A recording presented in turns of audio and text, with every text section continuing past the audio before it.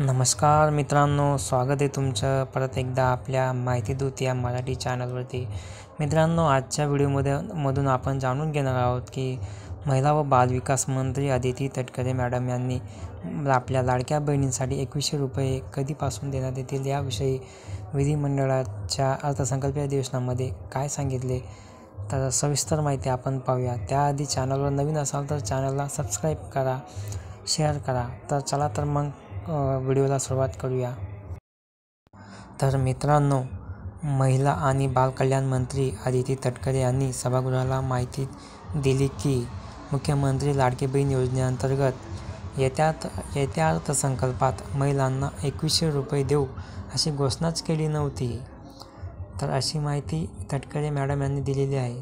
तसेच 2100 रुपयांसाठी योग्य तो प्रस्ताव मुख्यमंत्री आणि 2 उपमुख्यमंत्री हे मंत्रिमंडळासमोर प्रस्ताव ठेवतील आणि त्यानंतर त्यावर निर्णय घेतला जाईल, असे तटकरे मॅडम म्हणाल्या.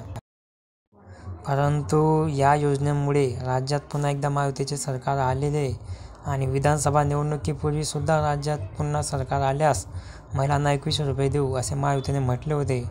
परंतु निवडणूक पार पडल्यानंतर सुद्धा महिलांच्या खात्यात 2100 रुपये जमा झाले नाही. उलट निकषांचे कारणे देऊन महिलांना योजनेतून कमी केले जात आहे. मात्र काही महिला संजय गांधी निराधार आणि लाडकी बहीण या दोन्ही योजनांचा लाभ घेत आहेत. यांच्यावर काही कारवाई करणार का, असा प्रश्न विरोधकांनी सभागृहामध्ये उपस्थित केला. यावर तटकरे मॅडम म्हणाल्या की 2,63,00,000 महिलांचे अर्ज प्राप्त झाले. लाडकी बहीण योजनेची प्रक्रिया सुरू असताना आम्हाला संजय गांधी निराधार योजनेचा डेटा प्राप्त होत गेला. परंतु ऑक्टोबर ते डिसेंबरमध्ये आचारसंहिता होती, त्यामुळे तपासणीची प्रक्रिया ही बंद होती.